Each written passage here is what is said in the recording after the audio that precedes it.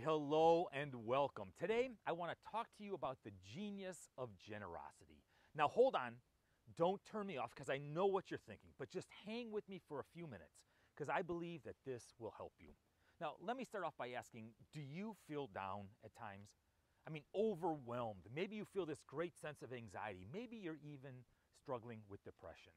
In 2020, the National Institute on Mental Health did a study, and they determined that 8.4% of all US adults struggle with major depression.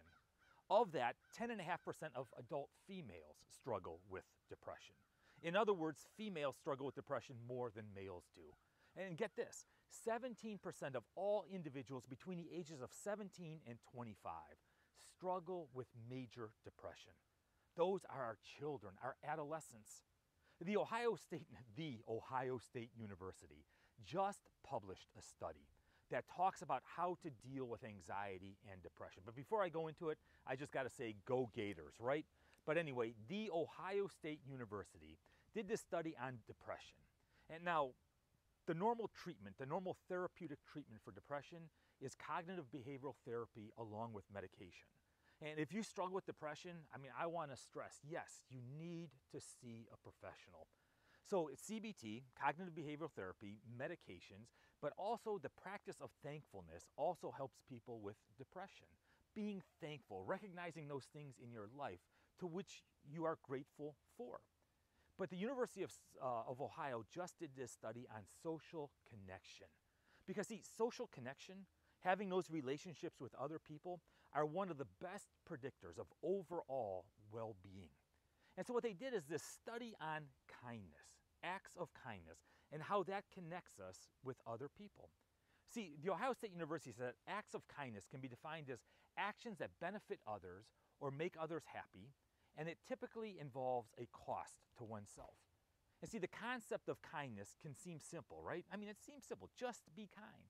But when we're kind, it leads to powerful experiences and this profound human connection. Kindness is more than just simply a behavior.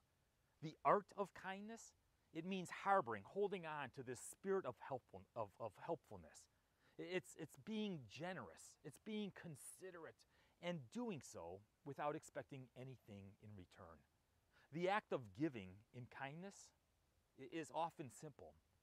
It's free, it's positive, it's healthy, and what it does is it removes the focus from ourself, right? Instead of focusing on our own struggles, our own difficulties, and did you ever notice the more we think about something, the more chronic it becomes and the deeper or the stronger that negative feeling becomes?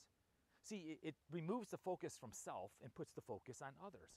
See, kindness, when we're kind, it impacts all aspects of our lives. Get this. Research tells us that the benefits of kindness, it increases energy. It increases our happiness. Being kind actually increases our lifespan. It increases the pleasure that you and I experience on a daily basis. And kindness, it decreases pain. Being kind decreases stress. It decreases our anxiety. It decreases depression. It will even decrease your blood pressure. So being kind can reduce the symptoms of depression and anxiety. And when we're kind, it connects us to other people. And that social connection, being connected to others, is one of the ingredients of life that's most strongly correlated with well-being. So performing acts of kindness seems to be one of the best ways to promote social connection. Doing nice things for people and focusing on the needs of others, it helps people with depression and anxiety, and it helps us feel better about ourselves.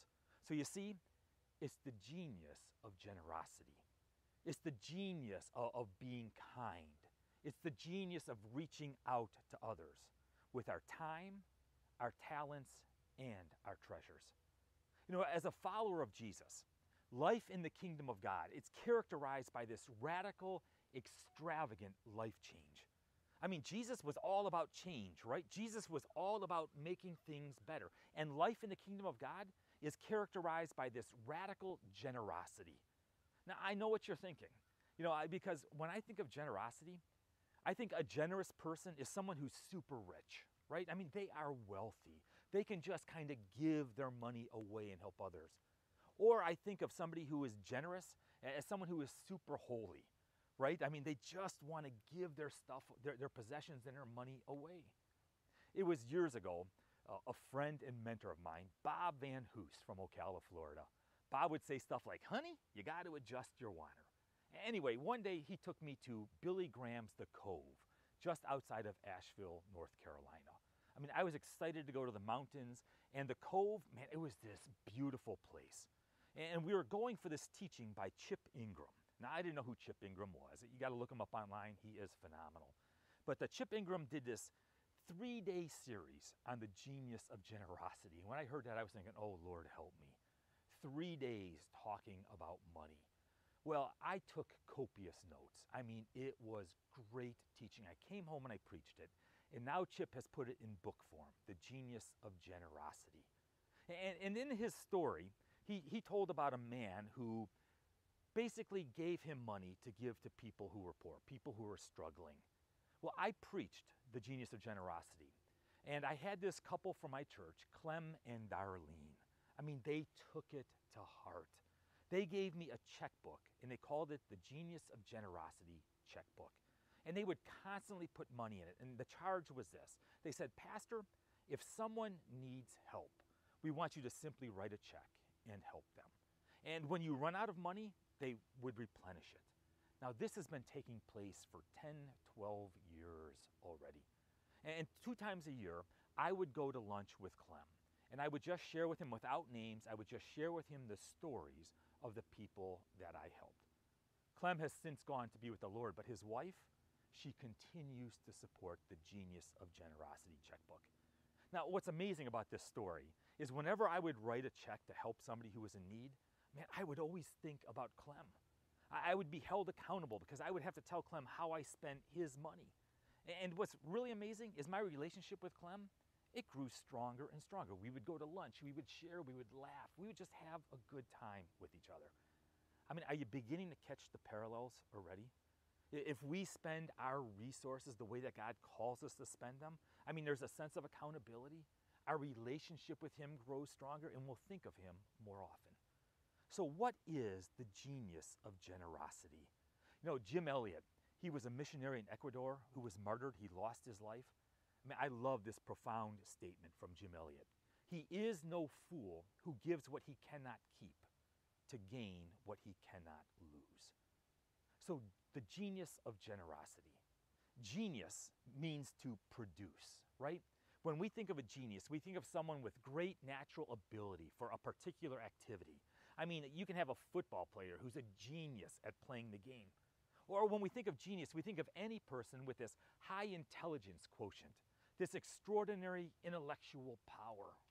And when we think of generosity, what do you think of? Now, this is kind of interesting. The root word for generosity means of noble birth, right? So think of a king, think of a prince or a princess. The word generosity means excellent. It means gracious. You know, you give freely, willing to share, magnanimous. It means unselfish.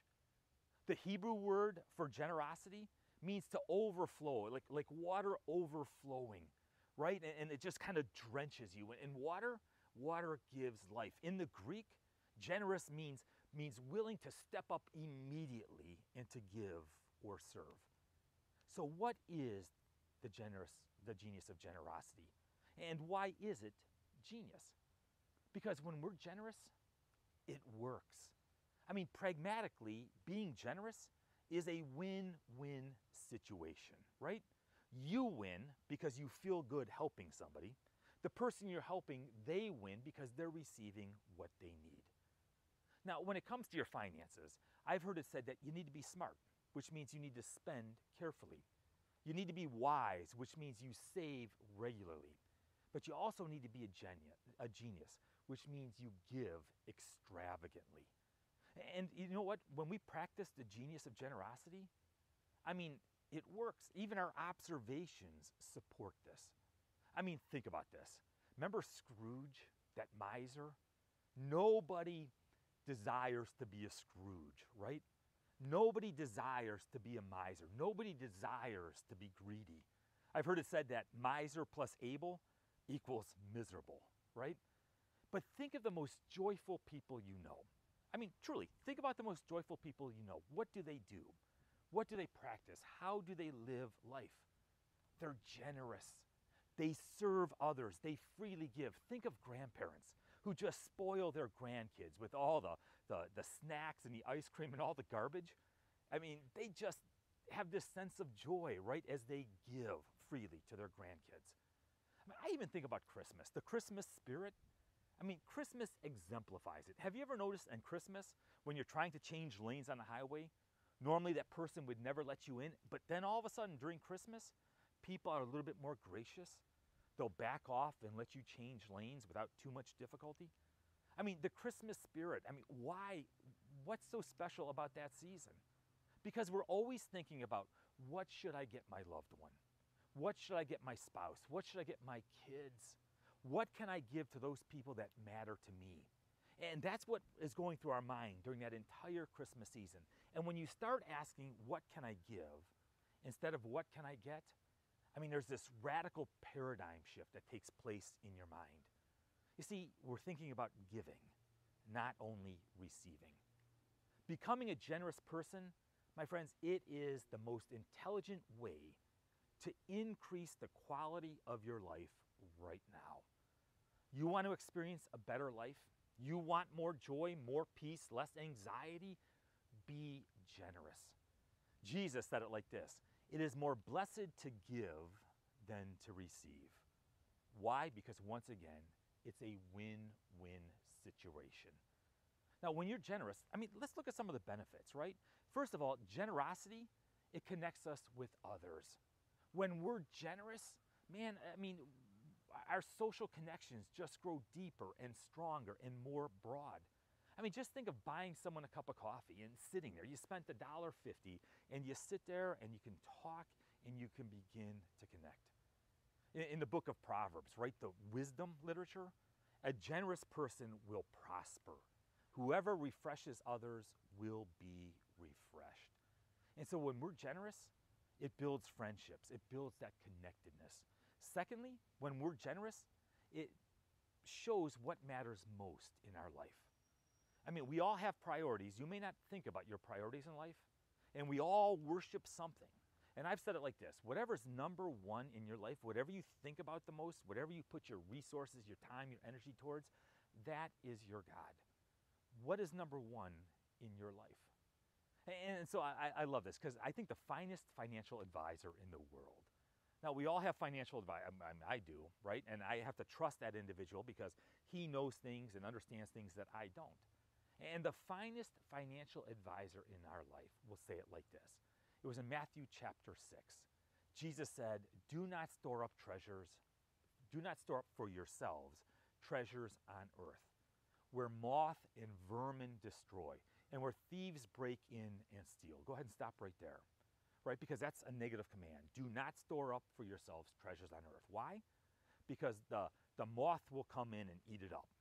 In the first century, they found their treasures in their linens, in their grain, right? So don't store up treasures for yourself on earth, because the moth will eat it up, or the vermin, the rats will come in and eat it up.